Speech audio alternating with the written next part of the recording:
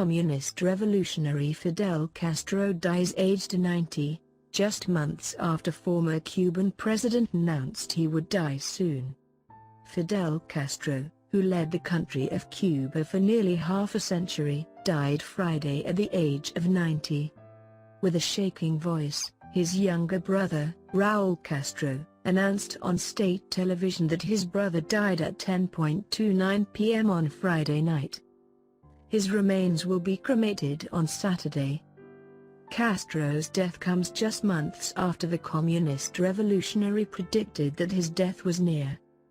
He made his last official appearance before the country's Communist Party in April, asking party members to help his ideas survive long after he died.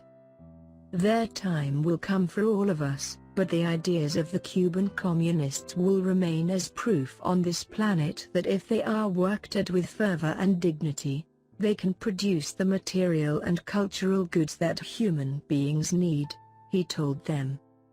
Castro spoke as the government announced that his brother Raul will retain the Cuban Communist Party's highest post alongside his hardline second-in-command. It was a resounding message that communism would retain its hold on Cuba, even as its leaders began to die and age and relations with the U.S. continued to thaw.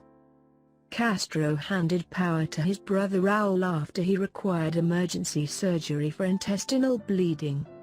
His death comes the same year Cuba and the United States announced they would restore diplomatic and economic ties. Castro survived a number of U.S.-backed assassination plots, as well as numerous media reports throughout the years that claimed he was dead or nearly there.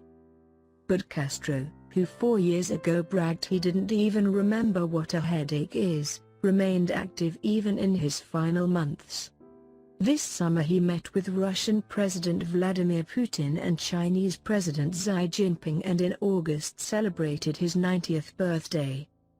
The leader of the 1959 revolution thanked fellow Cubans for their well wishes and lambasted his old foe the United States in a column carried by state-run media.